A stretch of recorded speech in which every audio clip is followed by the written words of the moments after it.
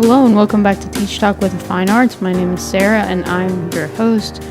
Today we have Dave Lanter, aka Goodra for the win. It's a pretty cool episode. We talk about YouTube and the ins and out of YouTube and trying to find your niche, which is what I'm trying to do at the moment. We also talk about Pokemon, and it's just a pretty jam-packed episode, and I'm sure you guys will enjoy. And without further ado, let's get into it. All right, hello, I am Dave Lanter. I went to college with Sarah, and she's actually been helping me out a little bit over on my YouTube channel, Goodra for the win. We've been doing some Pokemon stuff, some Dynamax adventures with some other friends, a couple of them that you guys have actually seen on her channel, on her podcast before, Matt Lamoth and Roman Runyon. So that's kind of what I've been focusing on here lately is YouTube. I've been trying to get that up and running now more than ever. Just trying to find a steady groove and get going with that. So is that like your main job at this point? Yeah, I've been around the block a time or two. I did substitute teaching for a few years. I worked in a manufacturing place, at first in the warehouse, and then as like I operated this device called a CMM machine.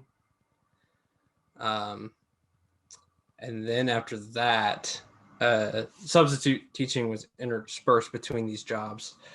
So after I subbed after that job, I got a job as a copier technician. And then COVID hit and businesses started shutting down. So a lot of people didn't need their copiers worked on, and we couldn't access copiers. And unfortunately, I ended up getting cut because there was only 2 techs in our area, and I was the least experienced tech of the 2. But we moved down to Georgia. We were living in West Virginia, and I just kind of been going all in on YouTube. Something I've been on YouTube since like 2013. I've been uploading videos since 2013. And I really haven't gotten a foothold. It seems in the past couple years it's kind of increased a little bit, and I'm hoping to keep that rhythm going. It's kind of difficult to, well, at least for me, it's kind of difficult to kind of keep a rhythm and find something that's consistent that doesn't burn you out. Yeah. Because the one bad thing about YouTube is YouTube wants you to be consistent in what kind of content you're uploading. So while back in the day in like 2013, you could be more of a variety channel, now they want you to kind of streamline what you're doing. And so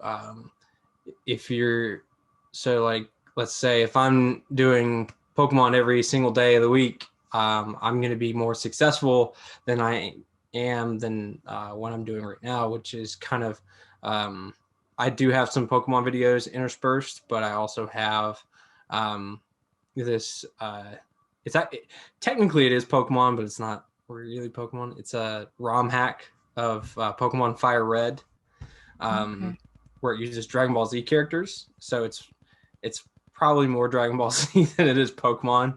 It's just using a Pokemon game as a base. But where it's probably more considered Dragon Ball Z than it is Pokemon. YouTube's just kind of looking at that. It's like, oh, he's just kind of going back and forth. It's not consistent. We can't really recommend this guy. And that's just the big crux of the platform right now, is trying to outsmart the algorithm and trying to get ahead of it. So, which I'm sure you've experienced yourself. Yeah, I started my YouTube channel like fresh out of college. So I was like posting like music videos and like drum covers and all this, but YouTube has like this strict copyright policy, so it's like it's hard to do drum covers when the song gets blocked. So I've been Yeah. trying to like figure out what I need to do and like that I can stick with. So, So, um, a lot of more of the musical channels, um, I think they probably rely more on. So the copyright is more. They won't let you monetize your videos, which unless you have a. So you have to meet pretty strict requirements for to be able to monetize your videos anyways. You have to have 1,000 subscribers. You have to have like 100 hours, 100,000 hours of watch time or something. Like it's kind of ridiculous. Like what they want from you before you can monetize your videos. And now they're actually, I don't know when it's supposed to take effect, but they're actually going to start putting ads on your videos, even if you can't monetize your own videos. They're still going to put ads on them, but you don't wow. get any revenue of it, which kind of sucks. Yeah. But they changed the monetization policy several years back. I was actually able to get paid one time before they changed. I got paid $100 one time before they changed the monetization policy. So I guess technically I am a professional YouTuber uh, in a technical sense of the term. But they changed it where you had to have 1,000 subscribers. You had to have so much watch time during a week or during a month. So many concurrent viewers, like all these statistics you had to, all these milestones you had to hit. But with music, most of the copyright is to prevent you from making money off of doing or stealing music, essentially. So while it's great for getting like those subscribers and stuff, you can't make money off of it. But I think a lot of the music YouTubers, what they do is they they go for platforms like Patreon, Mhm. where have you heard of Patreon? I have. Okay. Well, if any of the people listening or watching haven't heard of it, it's a platform. You basically pledge so much money a month to you're basically just donating money to a creator that you enjoy for them to make premium content. Usually they give you exclusive access, and maybe they'll have like different tiers. Like if you support so much money, like in this bracket you get this much, in this bracket you get this much. But that's what a lot of the music YouTubers do. I'm pretty sure. Have you seen the guy? He does all the songs in different styles. Like I, for, I forget his name, but he's got like long curly hair. I don't think so. No, I don't remember his name, but he's big on Patreon, and like his Patreon supporters are that's where he gets suggestions for his content and stuff. Um, so that I mean, if you go the music route, that's probably your best bet, Mhm. honestly. So if you're wanting to take a foothold on YouTube, because I was streaming I was streaming a basketball game from my PlayStation 4 about a month or so ago, and I guess the um the commentators' voice lines must be like copyrighted or something.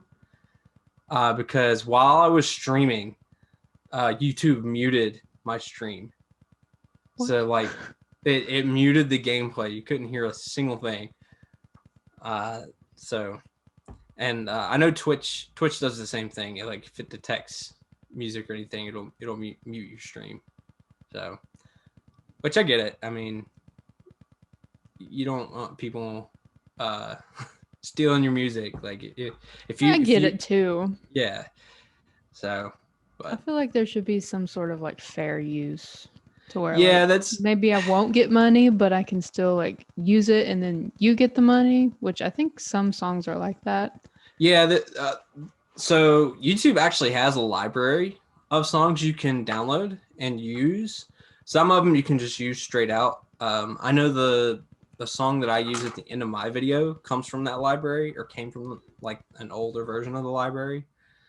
And then there's some songs you can download and you can use them as long as you put like a little like this song was used in your description, like basically just like credit the song in your description. But if a company does copyright claim your video, they do have the right to put ads on your video and then collect revenue from those ads. Okay. So, like you said earlier with the fair use, like you use it, but the other people still get money. That's technically what they do, anyways. But I'm not 100% on like YouTube's policy as far as like copyright strikes, because I know if you I think if you're like a repeat offender or something, maybe you get copyright strikes, and if you get so many, they take down your channel. Yeah, I've heard that. But I'm not entirely sure what the biggest stipulations are on that. So Okay. but that was a that was a big YouTube spiel. I mean, we can keep going. Like, No, I mean I've said my piece. I was real heated about when they changed the monetization policy before, and honestly, I'm a little perturbed about how they're going to be able to put ads back on our videos and monetize them and not give us a piece of the pie, so to say. YouTube is a good platform. You just have to be. It's a grind, is the problem. I think what helps a lot is if you do a lot of collaborations with other creators. I think that really helps because once YouTube sees that you're interacting, that's the biggest thing. Is YouTube wants to see you interacting with the people watching your videos. So to encourage people to comment, to like, they want to see engagement because they want people to stay on their platform. So the longer that they're engaging on the platform, and as long as you're helping doing that, the more they're going to support you. So they want to see you like if someone leaves a comment, you want to like comment back, and you want to encourage them to like, and obviously you're encouraging them to subscribe to the channel so they can come back. You want repeat watchers, but engagement is also a pretty big metric. YouTube also just kind of like every year they seem to change what metric is like the most important metric right. in their eyes, which is just kind of dumb, but that's YouTube for you. So what inspired you to start posting on YouTube? So I was really, let's see, I think it was, I gotta think back to who I started watching back in the day, because that was almost 10 years ago. Holy crap. So obviously PewDiePie is like, if you've been around this long, you know who PewDiePie is. You probably watched him at some point. I used to watch him all the time back when he was more of a Let's Player. I don't know what he does now. I don't watch him anymore. But as far as Pokemon content goes, my biggest influence, and still probably is to a degree, is a guy named Shady Penguin. I was there when he was at like 3,000, 5,000 subscribers. I've seen him grow. He's in the 100,000. Like, I think at one point he got to like 500,000, but he's kind of slowed down here in the past several years. But he's the kind of content creator, like he's humble. He's not. I don't know. He seems to want to do good, and just like on a personal level and a professional level, as far as YouTube goes, he's just kind of like what I would consider a role model. So that inspired me to kind of get into it, and just seeing like the types of videos that he was making. I started out doing Pokemon battles, like on the 3DS, like X and Y came out.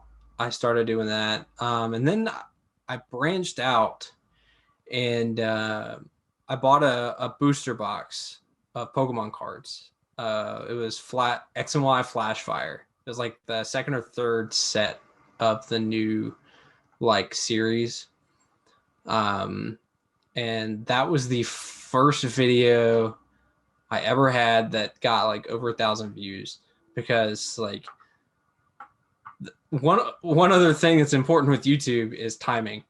Like you want to hit, like if you're going to do something, you want to do it while it's trending, so maybe you can catch on. And that was one instance where I was lucky enough to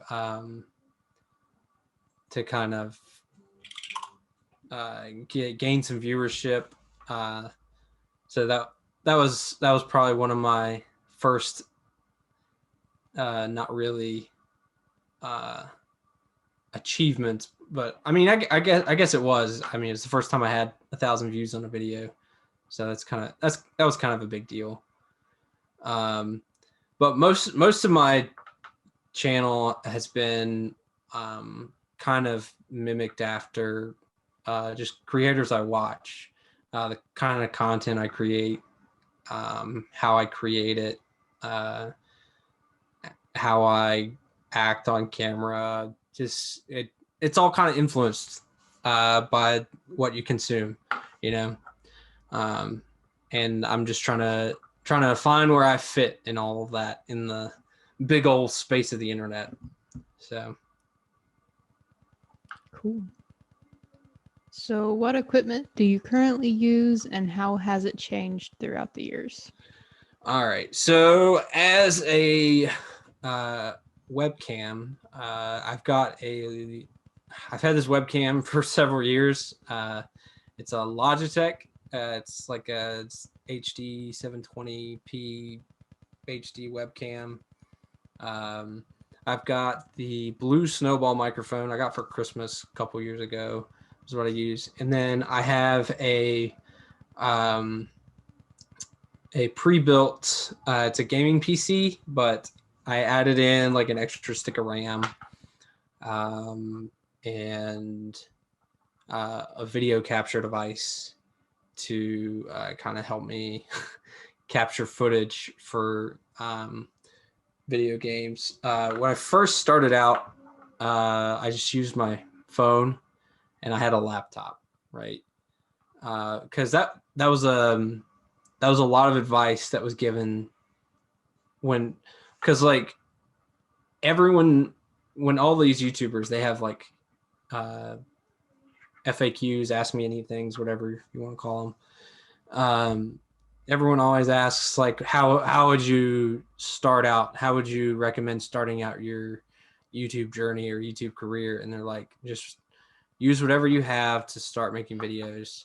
And so at the time, it was just I had a phone, just go from there. I had like a little tripod. I've still got it somewhere, but I've gotten a better tripod that I use to kind of help steady if I ever do any card openings.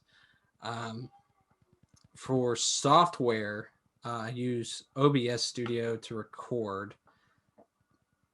I don't remember what I used to use to record. There was some other pretty big name software. But as far as video editing goes, I've got this program called Movie Studio Platinum 14, which I got for Christmas the same year I got this microphone. And I think it's kind of similar to Vegas, which I've figured it out well enough to do what I need to do on it. I don't really go too far off the beaten path when it comes to my editing and everything. But I have used Premiere. I used Premiere back for a couple of videos.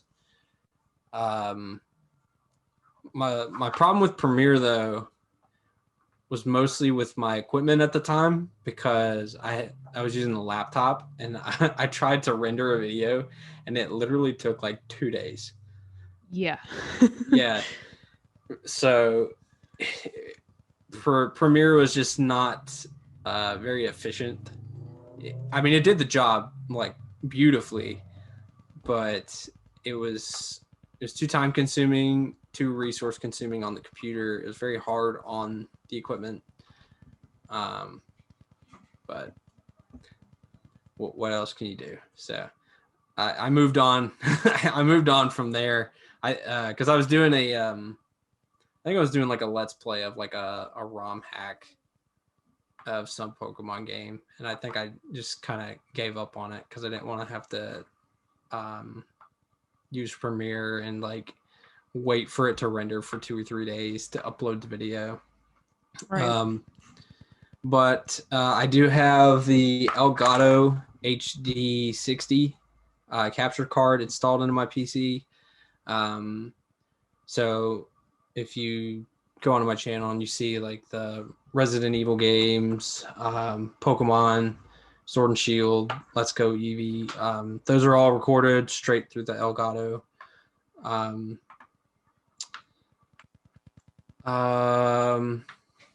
Which up until now, I've never been able to actually do any other video game recordings. I had to do like with the 3DS, I had to do with my phone, because 3DS didn't have any built-in way to capture it.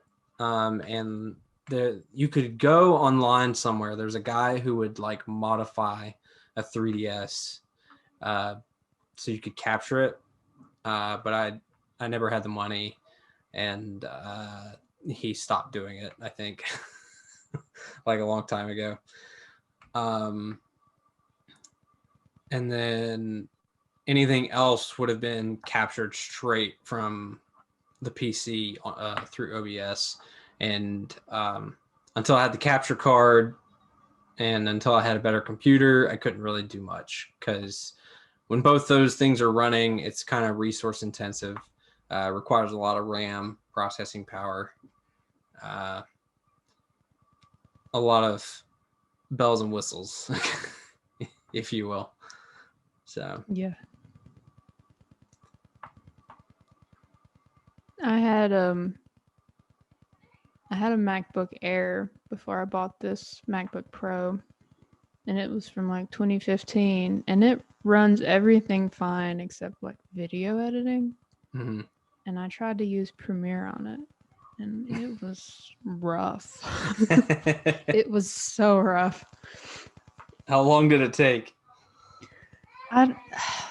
So I used iMovie mainly, and the main reason I wanted to use Premiere was so I could do like multiple video overlays, because iMovie only lets you do one. So I had like 4 video overlays, and like I don't even think I could watch the video like properly. Like it would just lose so many frames while I was trying to preview it. Yeah. I don't even know how long it took to like publish it, but I was like, okay. I use Final Cut now. Premiere, I'm just kind of scarred. Like, I liked Premiere because there was a lot of like you could implement so many other things through like Lightroom and Illustrator if you wanted to. yeah. Like the whole Adobe suite, when it works together, it works really well, Mm-hmm. but it's just resource intensive and you have to pay the subscription, which I use Photoshop. That's another thing I use. I used to just like leave all my thumbnails up to the hopefully YouTube takes a good screenshot for me to choose Yeah. from. But now, fortunately, I do use Photoshop. I've once again, with along the same lines as the editing software, I've gotten capable enough to do what I need to do with it. So the only downside is you do have to pay that subscription fee for that. It's but I mean it's like $10.60 a month, which isn't bad if you're getting a lot of use out of. Which I mean, I've got videos going up. I mean, right now my current schedule is every day but Sunday. Mm-hmm. So I mean, it's getting its usage, which is all you can ask for. So Yeah, I pay for the entire cloud, which maybe I shouldn't, but like I use Photoshop and Lightroom and Spark Post on my phone. And I use Illustrator sometimes. I tried to learn After Effects, but then I was like, not right now. And so, but yeah, maybe one day I'll learn After Effects. But yeah, it's all a learning curve. Now,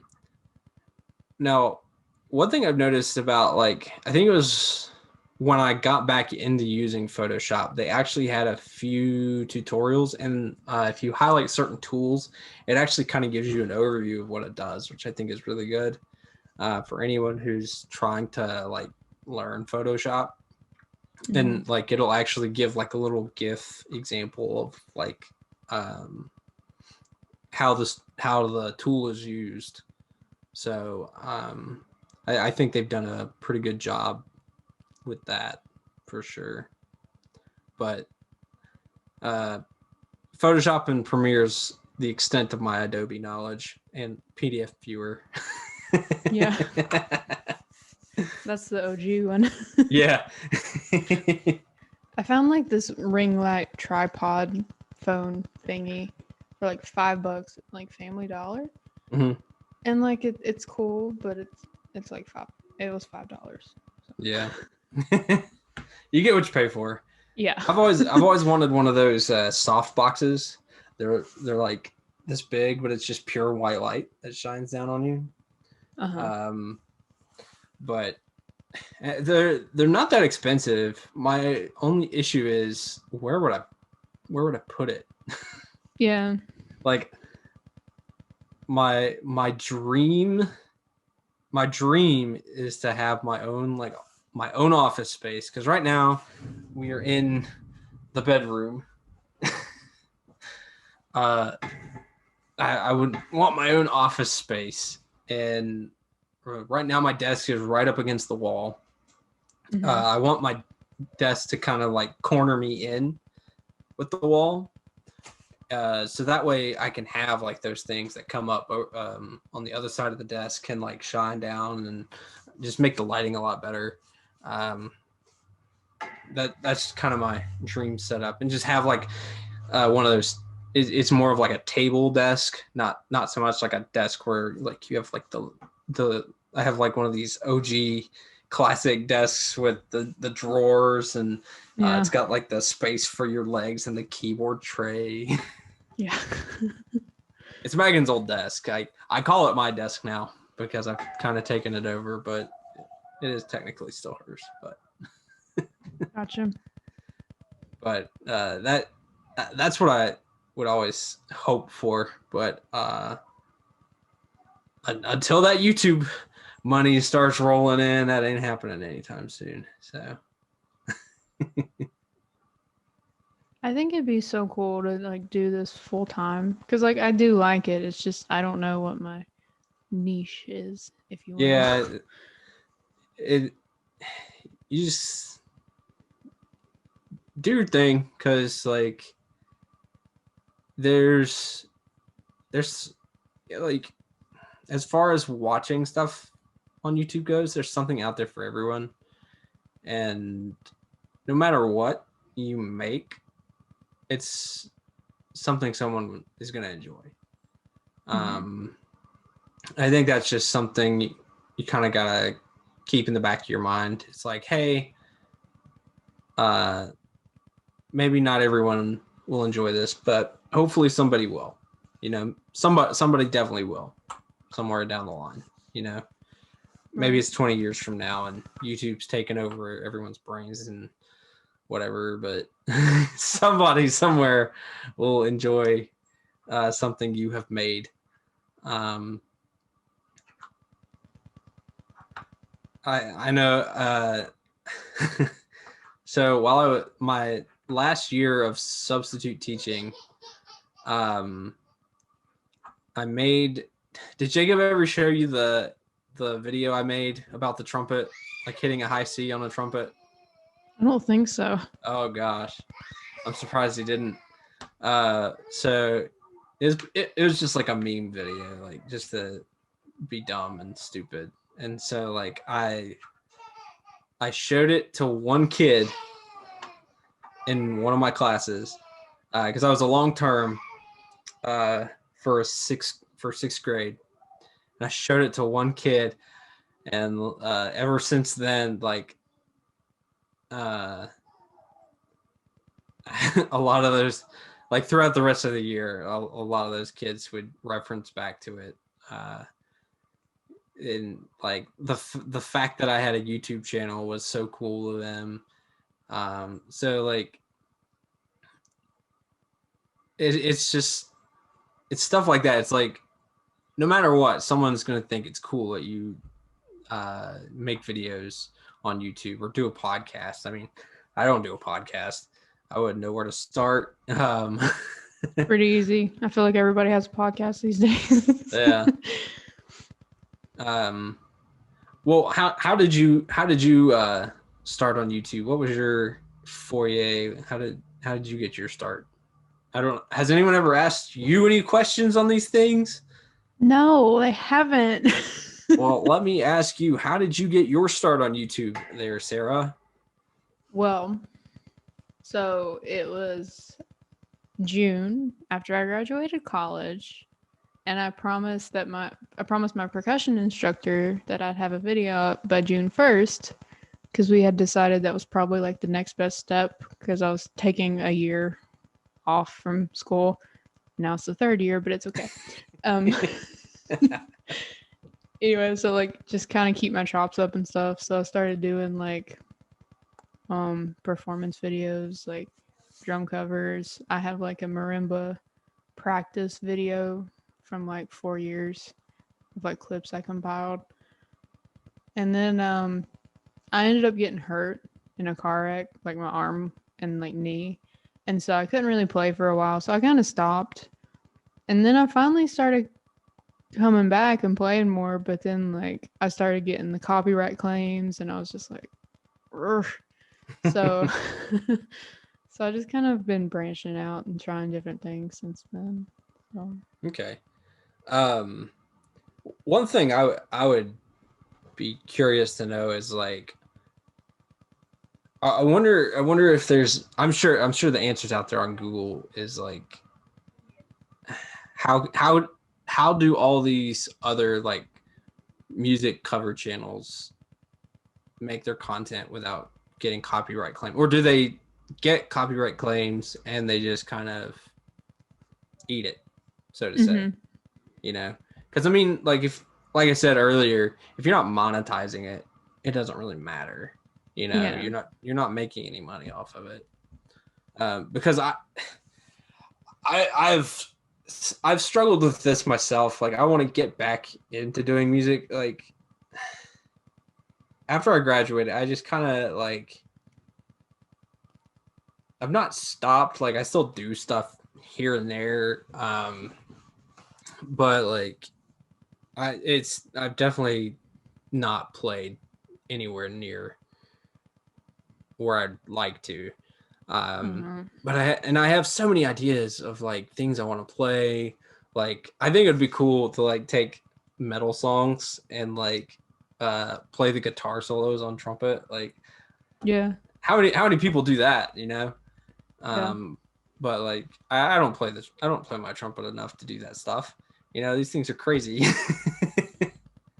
I could barely play trumpet to begin with, so uh but I would just be curious, like, do they have to like redo all the instrumentation themselves just to get past the copyright claim, or do they have to put like a clause in the description, or I don't know. I'd be curious to know what it is actually that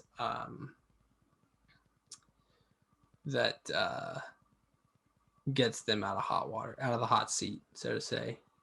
I feel like I've done videos though where I've done the whole instrumentation and it still claimed it. Like it was not like the original track at all, and they still claimed it. Yeah. It could be a writing thing where someone else has written the music. It's probably more so the writing of the music and less so the actual performance of the music. That makes sense. I would think. Because if you think of something that's copywritten, like a books and stuff, like obviously you can't like. I mean, books are written word. Like you can't perform a book. I mean, Right. In a way you can, but not like you can perform a song.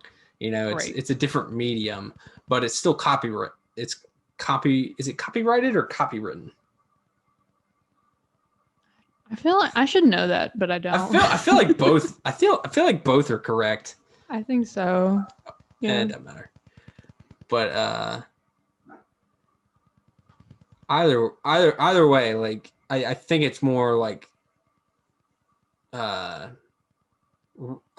I think a lot of like lawsuits that come up with copyright with music is about stealing music more so than it is like, oh, I did a cover of this. Right. Yeah.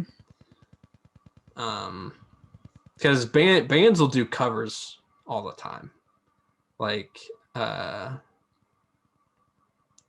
Panic at the Disco covered Bohemian Rhapsody.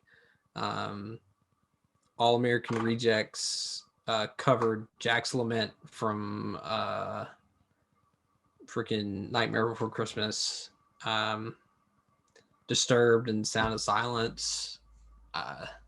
Like there's examples galore out there, you know. So, but I don't know. I might have to Google that, especially if I get more into doing music on YouTube. That's something that'll come in handy to know. So I have a couple of unfinished tracks, but it's just like, I don't know.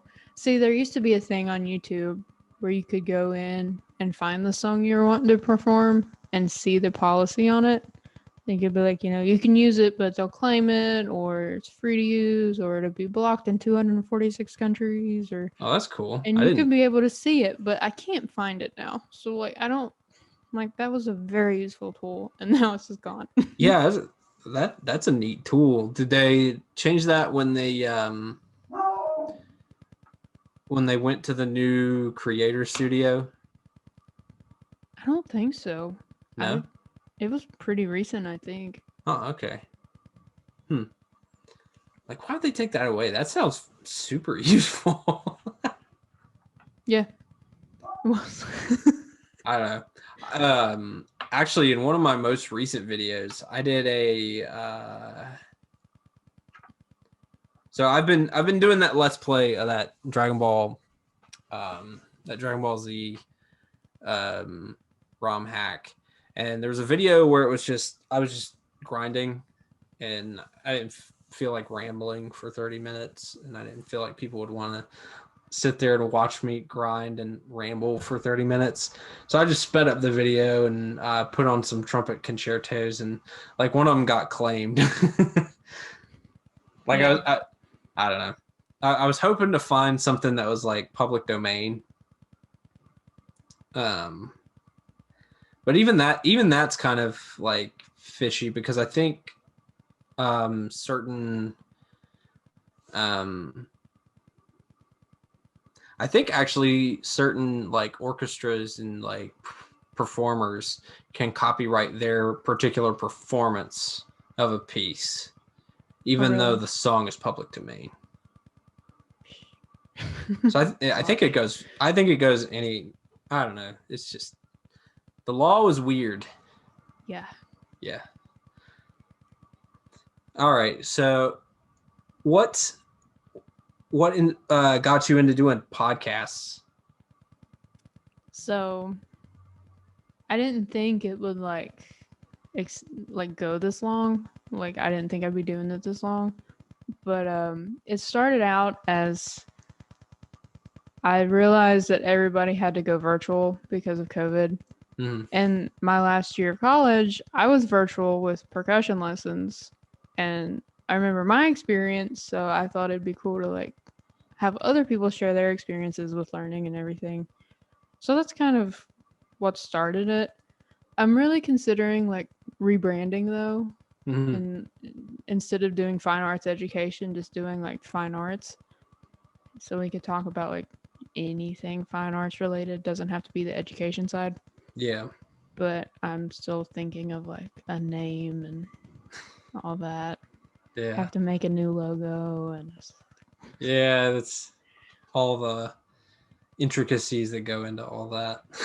yeah. So that's kind of where I'm at right now though. Yeah. It's fun. It pushes me because I'm kind of introverted. I don't talk a lot. And Yeah. so having a podcast is like it's pushing me though. So I have to Yeah. like reach out to people and all that. But Yeah, that's one thing I enjoy about the platform is like, and it's part of the reason I don't know why I didn't mention this earlier when we were talking about it, but like it's part of the reason I want to make content and go far with it. You know, because I talked about my role model on YouTube of Shady Penguin, how he was a professional and even a personal role model. I want to be that for other people. I want to create a space where people can come and just hang out, be chill, talk about things they enjoy, things they love, because I I came from a very small school. My graduating class was 42. oh yeah, Like, I think mine was like 63. yeah. So like you might know it as well, but like when you're in that small of a setting, um you kind of pick up on a lot of different interests, because you kind of have to make friends. So like I was involved in band, and I was involved in sports, and I was involved in all the geek culture, and I horsed around, and like I did all the things, you know, like you have to in order to survive in a small school environment. Right. Um, and so I think that has helped me, because I feel like I could go to, like, I could talk and be knowledgeable enough on a lot of different subjects, at least to a certain degree, and just carry on conversations with people. And, you know, Right. I want to create that kind of space where people can just come and talk about whatever, and like even I can join in, you know. And if I don't know, like I can go and research, and because like I don't mind to look stuff up. Google's awesome. Mm-hmm. Like that's one thing today's world needs to know is like Google's awesome as long as you know how to use it.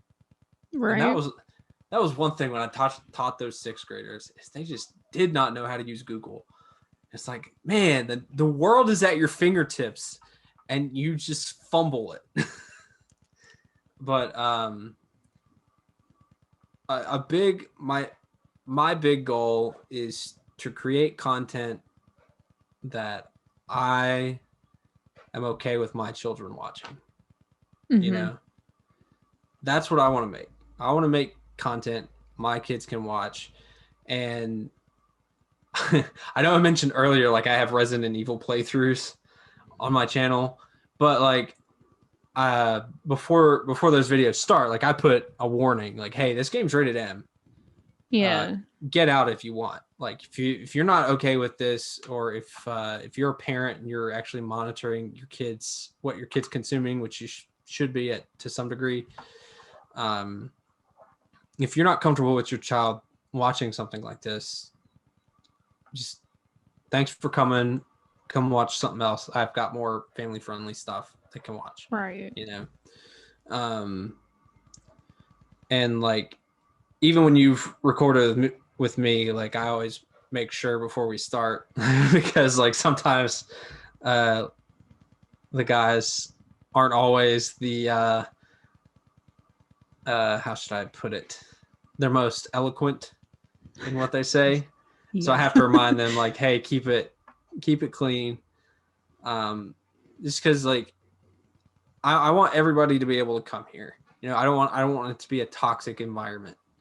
And that's just kind of my goal is to create a safe space. So because I would always hear about like these YouTubers would get messages and stuff about how like their content helped uplift them or change their day, made them feel better. And I want to be able to help. I want to be able to help people. You know, I've always wanted to help people. I know what it's like to be at the bottom. So any way I can help uplift somebody, I want to be able to do that. You know, so I don't know why I didn't. I felt like I should have mentioned that a lot earlier in the video. Oh well. Completely fine. Well, what other kinds of things are you working on other than obviously your online presence and podcasts and YouTube? Yeah, I'm teaching full time right now. Well, long term. I'm a long term sub. Yeah. But been there. yeah, I'm doing the online thing. I haven't really been playing either, like music. Like I want to get back into that. It's hard though. Like I don't know. It's just like it's just hard when you've been out of it for a little bit. Yeah, I think it's mostly just like, where do I find the time? Where do I go to practice? Right. That's my thing is like, I'm doing so much throughout the day. Some of it I probably don't need to do. Like I could probably cut out. Like I'm a big gamer, hence why I play video games on YouTube. But like even when I'm not playing games for YouTube, like I'm just playing games for fun. I have a PlayStation, and PlayStation has trophies, and PlayStation has platinum trophies for completing and getting all the trophies. So that's what I'm doing right now. It's like there's several games like I'm trying to get platinum trophies on, and like I could cut that out, but like I then I still have to solve the issues like, well, where do I go to practice? You know? Yeah. I don't know. It was a lot easier in college when you could just walk walk to the fine arts building, go to a practice room, just set your stuff down and just have at it. My issue is I don't have like an end goal anymore. Like, Yeah. why am I doing this? Like, Yeah. there's no jury at the end of the semester that I have to do. Like, this is why am I doing this? Yeah. That's also a thing. You gotta have a goal. Which I mean, I mentioned earlier, I'd love to do those things, but like I would have to sit down and I'd have to actually transcribe all that stuff just so I could have something concrete to practice. And it's like, who wants to sit down and listen note by note? It's like, well, is that actually the right note? And like, do I have the rhythm right? Like, Yeah. I'd much rather have someone else do it for me, but I don't want to pay somebody to do it, and I don't want to not pay somebody to do it. Because that transcribing stuff is not easy. Especially like when you're doing it by ear. Like even if you do have like a piano right in front of you, you know, it's still time consuming, and I wouldn't want to ask somebody to do that for me for free, you know. And but I also just don't want to have to pay somebody to transcribe something. I just have self-confidence issues to begin with, so like I never really believed I was adequate enough to begin with. So that, in accordance with like the finding time, like not having time, like I have a 1-year-old now that I've got to help take care of every now and then she sleeps at certain times of the day, so I can't like practice during those times. And then there's just other things I'd just rather do, honestly, like play NBA 2K for way too long, and but I don't know, life just kind of gets in the way. I started playing Stardew Valley. Oh yeah. And I'm just like, it's so peaceful, and Yeah. you can just play forever, but it's like if you have to practice music, it's like, oh, I'd rather much play this peaceful game with pretty music. Yeah. But Yep. I know how that goes. so I played Stardew Valley for a little bit. I didn't catch the bug like everybody else. I think I was in a different mindset at the time when I tried to play it. Like I was trying to find stuff that I could just make content on. So I was just desperate to try to make content. And right now I'm just I'm trying to fly by the radar right now and just kind of make it through and do what I can.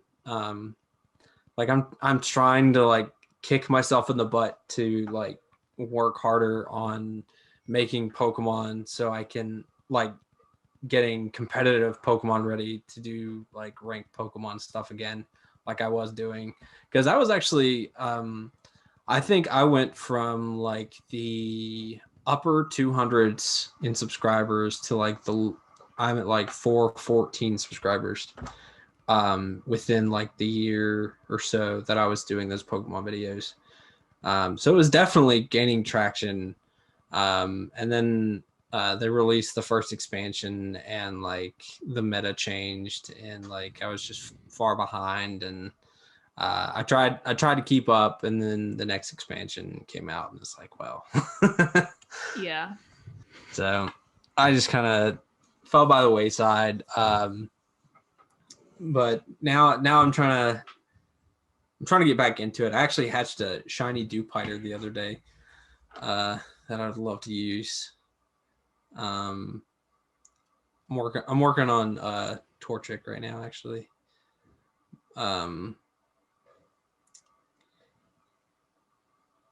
But I just have so many things that I want to do, you know, because like where I don't feel like I have the time to practice and be involved in music. I think it's a matter of like I have no structure. You know, like when you're in college, you have a class schedule, you have a structure, and like you said, you have an end goal for stuff, right? So me and my wife, we moved to Georgia, and we actually live like 5 minutes away from the University of Georgia, and like Really? we didn't realize how close we were, like there. So when we get off an exit for like a loop around Athens, if you go the other way, it takes you straight into downtown Athens. And if you go the other way, it takes you towards our house. But Wow. I would love to be able to like go be a part of an ensemble again, you know, because like I feel like that's where I got my enjoyment. Like as bad as I think I am, I enjoy playing.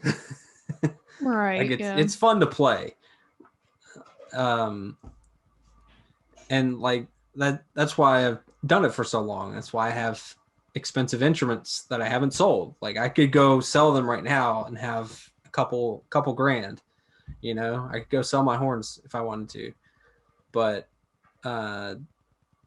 there is a part of me that still wants to be able to play. And like one day I hope it does work out. Like maybe I could, like, if YouTube takes off well enough, like I could actually go back, and because I got a Regents degree, so I didn't actually get like a real degree. I did my time is what I did. I did my time and got out, because it was just gonna be too expensive for me to stay. So I think if I had the means to support us, support the family, pay bills, everything, and I would probably go back to school. I would go to UGA and like just probably actually pursue music. Maybe not even get a music degree, but at least still be a part of the ensembles, you know. Right. Even just I meant to look up the other day and see if there's like some sort of community ensemble they have around here or something. But I don't know. It's just playing is fun. It's just you got to have a reason to play. Yeah. So, and that's the tough thing. You gotta find a reason. I'm sorry, like my mind just goes everywhere. It's like No, you're good. This is like the longest episode I've had in a while. So I ramble. So I have a hard time keeping up the discussion though. So it's like when the other person can do that, I'm just like, yeah. So you were talking about you're playing Stardew Valley. What other games you've been playing? I play Cattails, which is like Stardew Valley but with cats. Oh, nice. Yeah. I play Animal Crossing. I played New Leaf for the 3DS more than I play New Horizons, but I'll do like Animal Crossing. I play I'm trying to play Mario Sunshine because I've never played it before, and I got the 3-pack for my birthday. So Cool. I've been playing that. So All right. I'm a gamer, so like I just have any you chance played I get. Bendy and the Ink Machine? No, but I've seen. So I used to watch Game Theory, Okay. and so like I pretty much know the ending, and like, but it's been a while since I've been subscribed to Game Theory. Like I just kind of got tired of it, and the new format was kind of like, meh. It's interesting.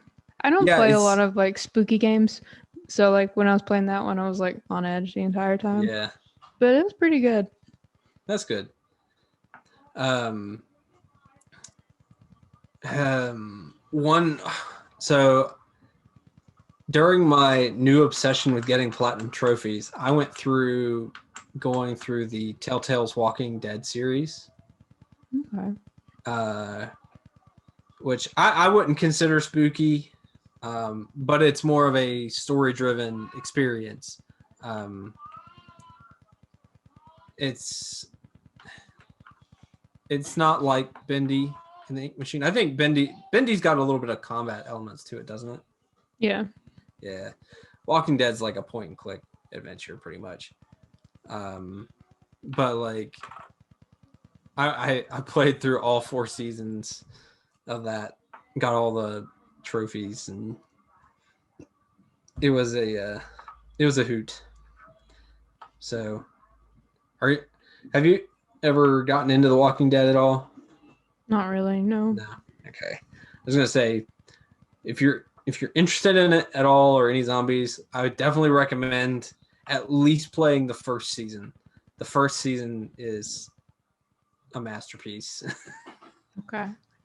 I'm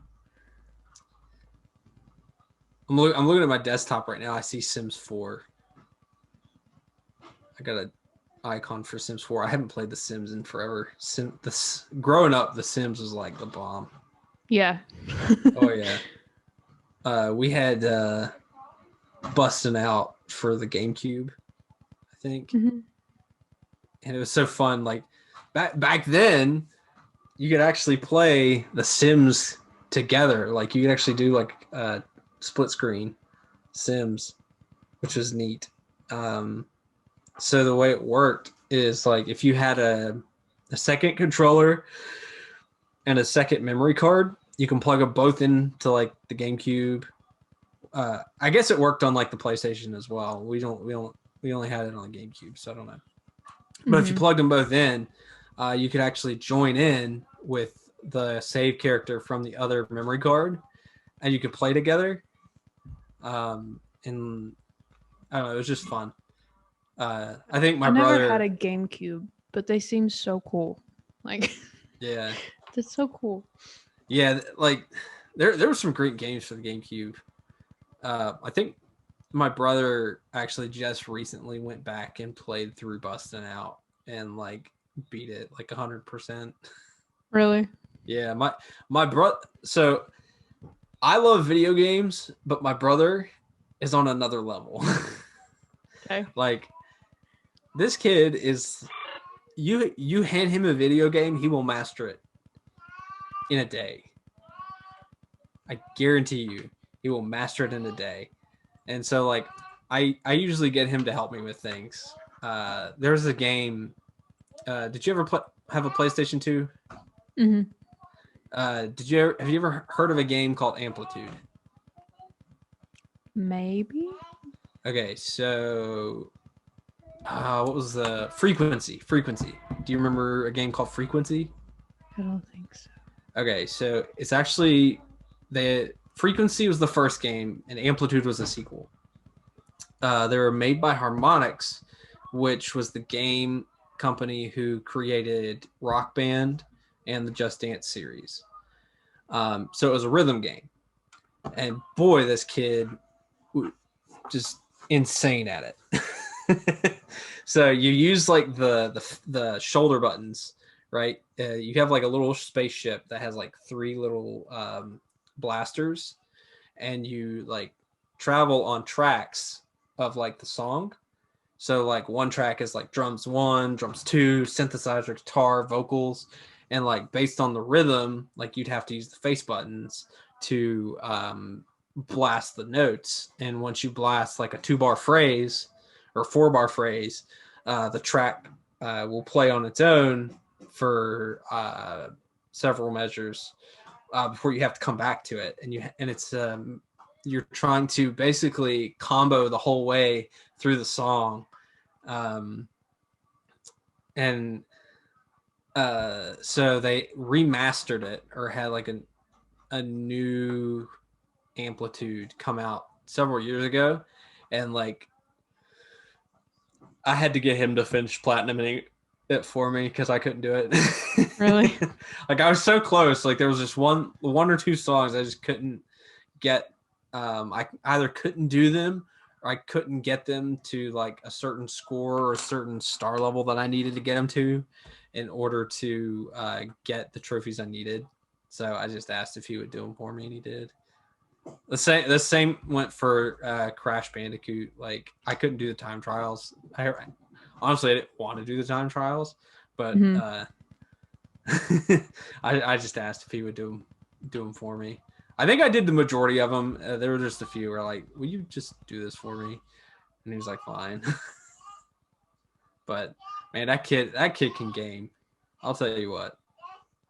My brother is really good at Super Mario 64. Oh, is he? Like he can, like, all 120 stars. Like he knows like all the red coins, all the 100 coins. Like I want him to start like a Twitch channel or something. Just like something. But you should get into speedrunning. Speedrunning's real big. Yeah. I think. I wish he would. The thing with speedrunning is though, like, not only do you have to have that kind of inner working knowledge of the game, but you also need to know the glitches that can occur in the game and know how to use them to your advantage.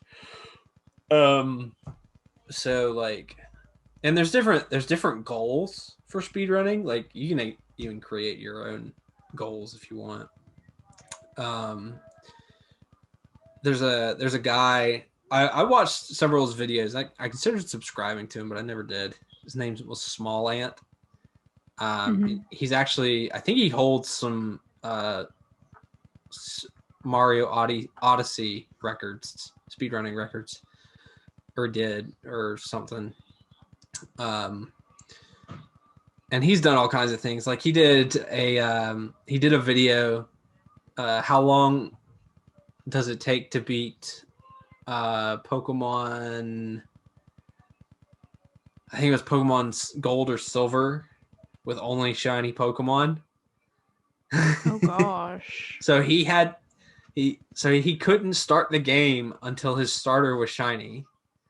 Oh, and then he could only use shiny Pokemon.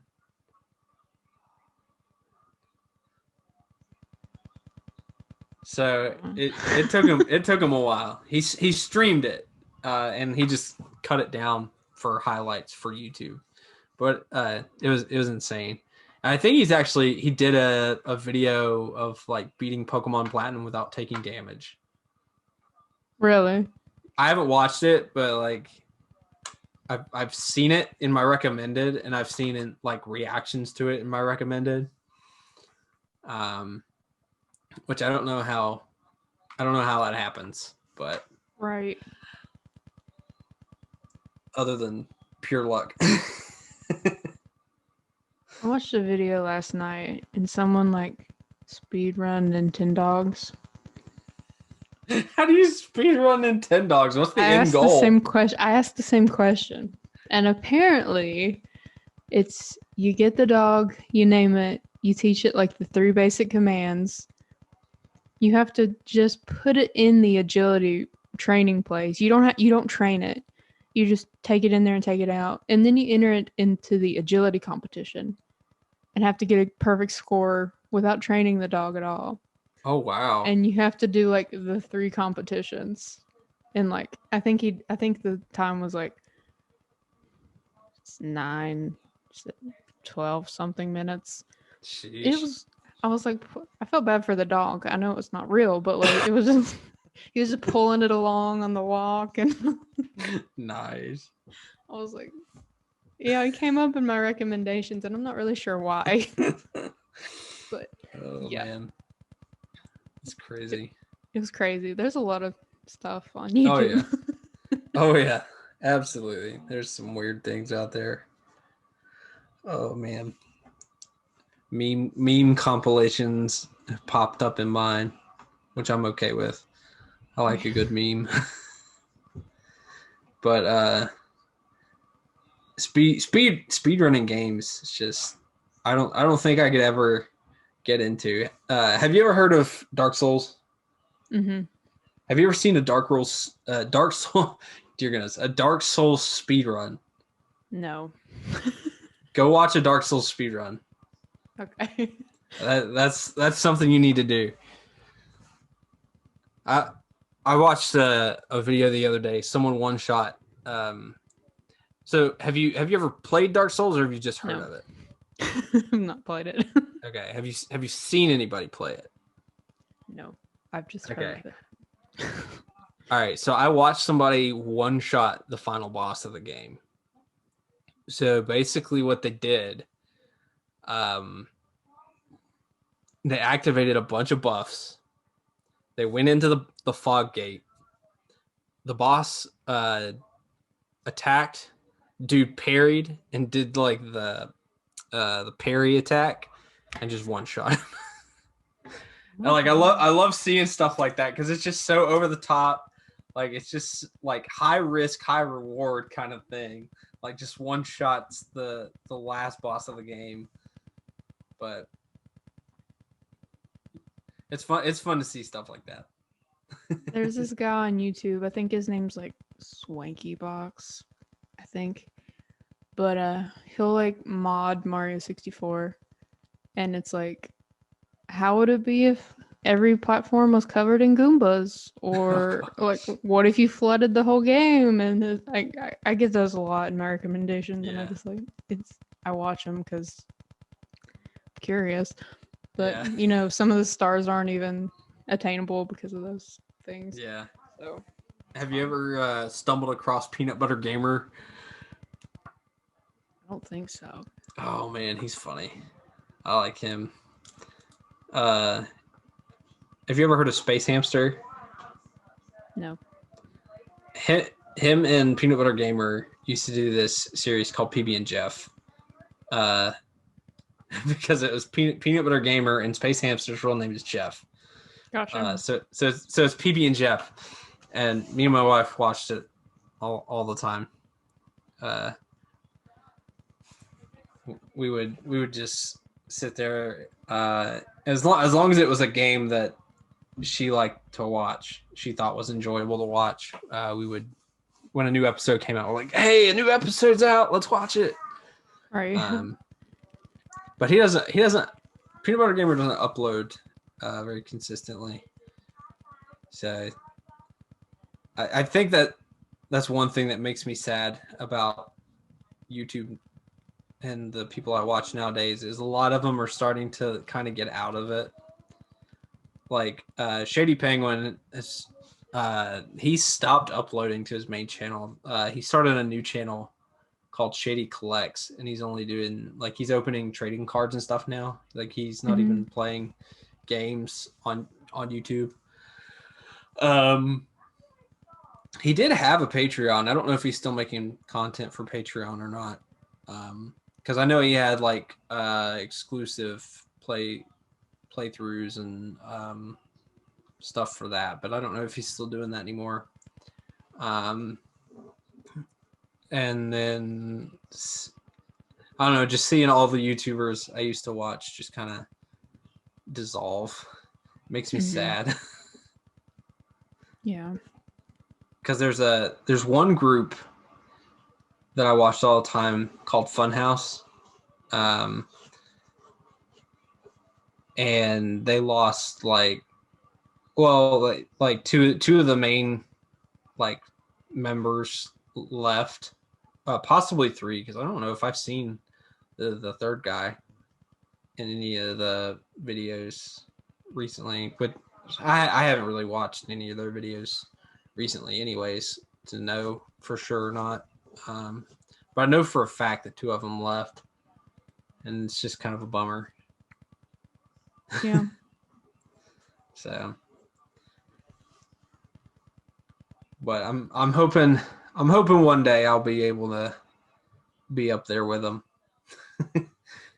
I'll be able to just be like, you know what, I quit. Have people actually care. I know. I know, that'd be nice. Yeah. We can dream. Maybe one day. Yeah.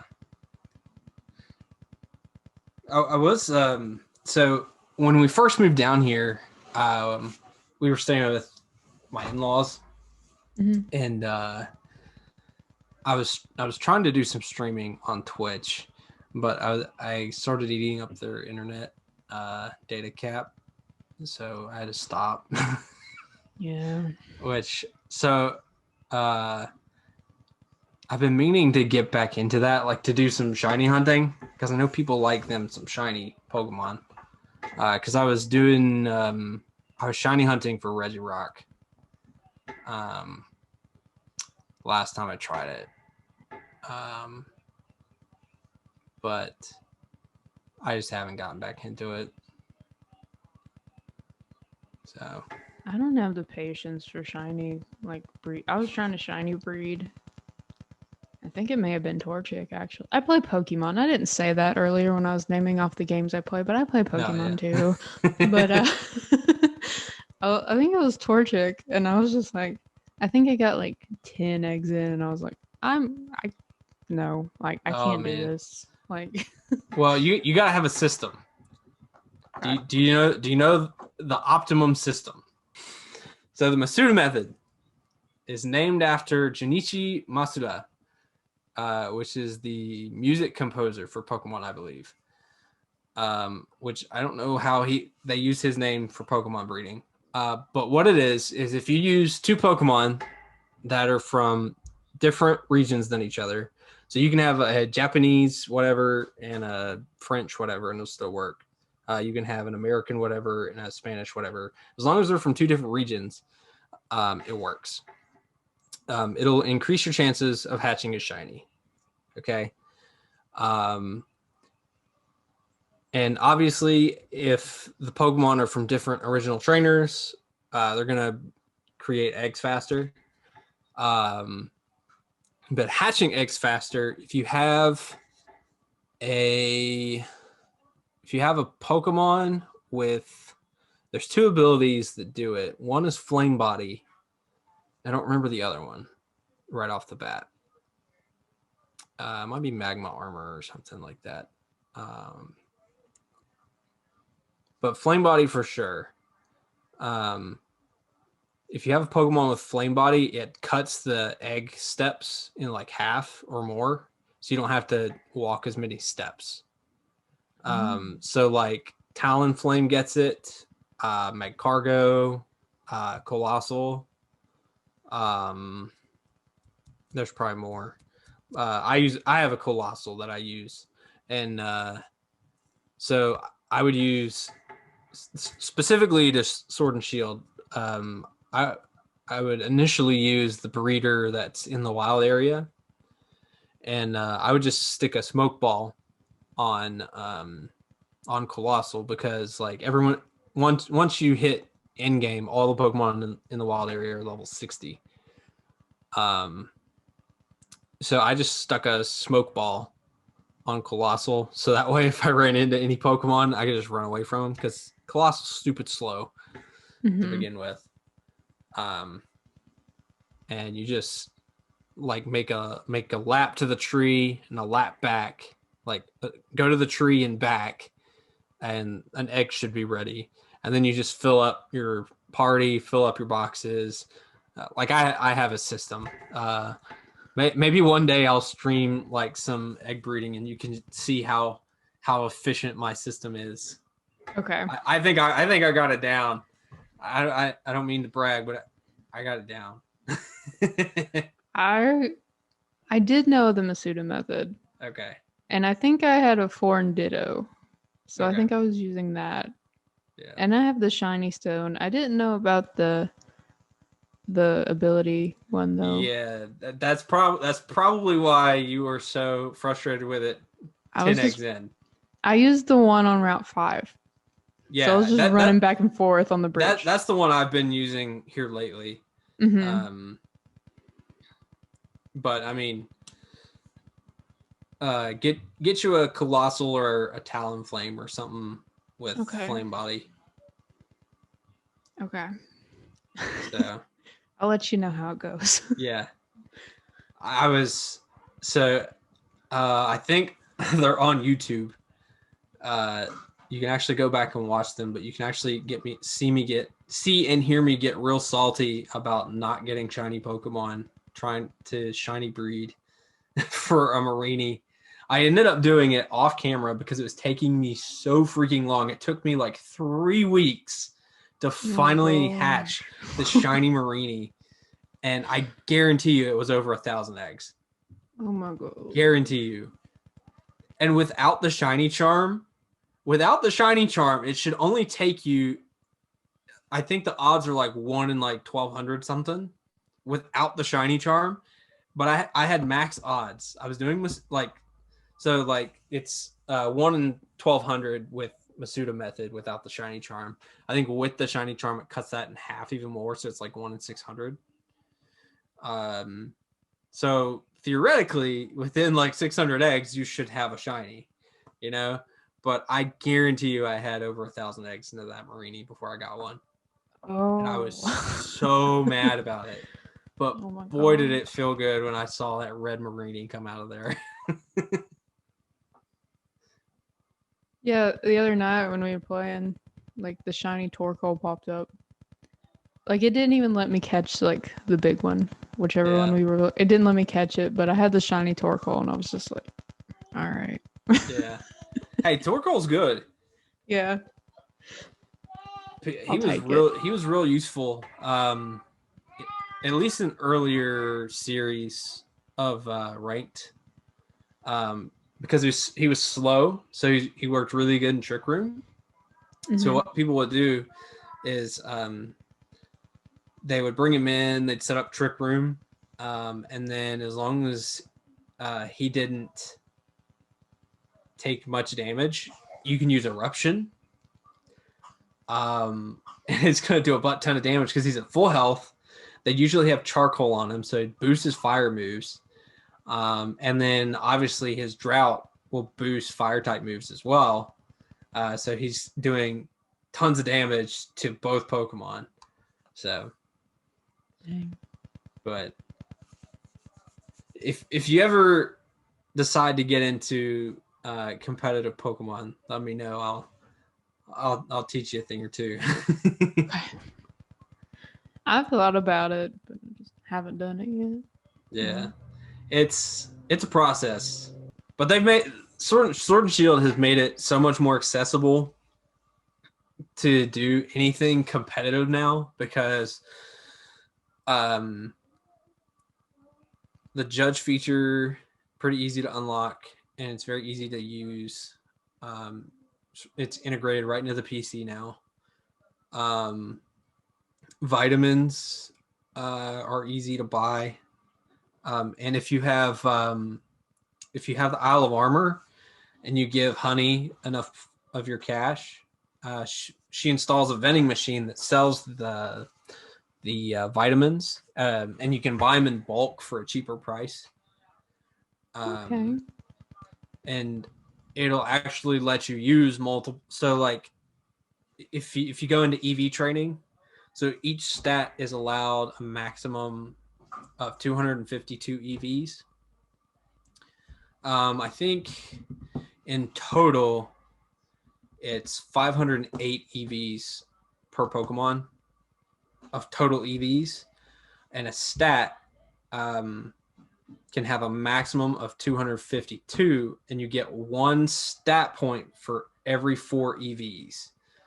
So normally if you're just maxing out on particular things, so like if you have someone who's a physical attacker, most of the time you're going to want 252 EVs in attack, and most of the time you're going to want 252 EVs in speed, and then you have 4 EVs left over. It normally goes into like either health or a defense stat.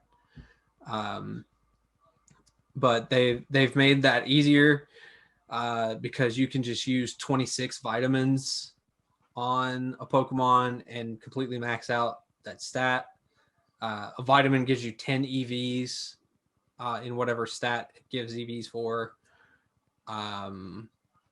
Then they have in this game they added the mints, which changes it doesn't change the actual nature of the Pokemon. So if you have a Pokemon that's like a careful Pokemon, it still technically is a careful Pokemon, but the mints will change the so natures give a stat boost and a stat decrease to particular stats.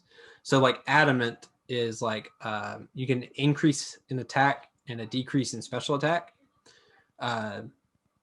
So if you have a careful Pokemon and use the adamant mint, it still says it's a careful nature, but it shows that it has the attack increase and the special attack decrease. And I think I think that only matters if you're breeding, because if you breed a Pokemon and it's holding an Everstone, it will transfer its nature to its offspring. So like if you have an adamant Pikachu with an Everstone and you're breeding it, then all of the Pichu that come out will be adamant. Every single one. Wow. So, but there's more to it. There's more to competitive. That's a lot. Yeah. But like I said, they made it a lot easier. And there's IVs, which they made easier with the bottle caps. They made it easier to get bottle caps. And then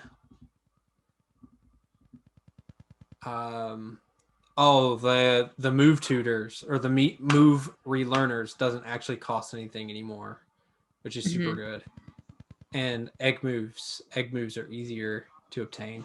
So I'd go on a whole rant and give you a whole spiel on all the changes they made to make it easier, but I think we've been on here quite a while, and we're at an hour and 30 minutes right now. So, but I'll maybe leave that. Another episode. Yeah, we'll do yeah. A whole competitive Pokemon. Yeah, training. competitive Pokemon talk with Super Geek here. That'd be cool. I'm down for that. Okay. Because I need to learn myself. So yeah. Just make it a podcast episode. That's fine. We'll do that. Okay. Forget everything you just learned. Okay.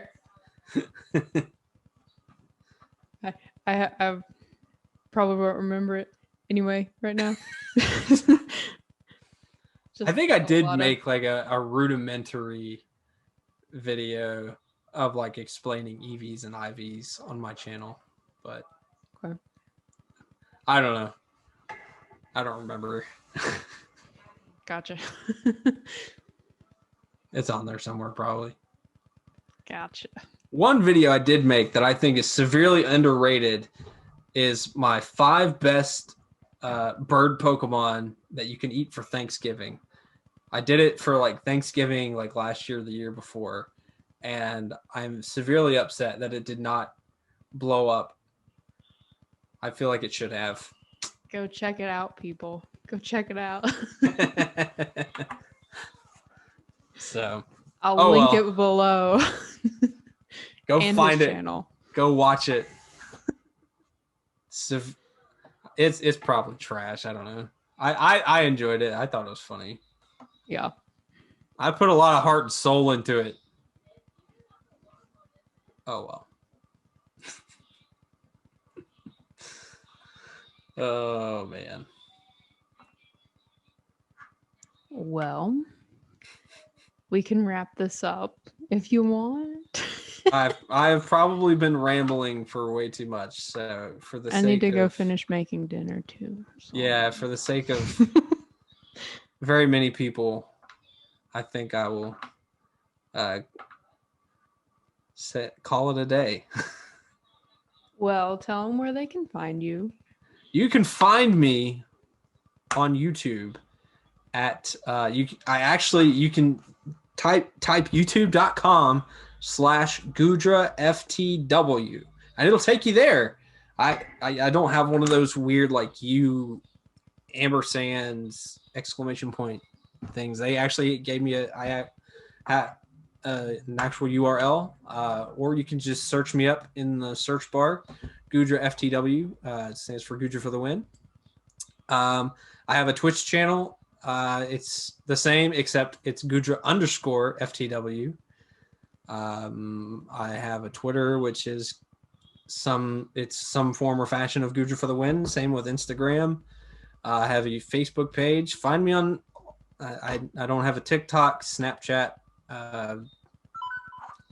There's other things I don't have, but those are some things I do have. But definitely subscribe on YouTube. Follow me on Twitch, and we'll see what happens.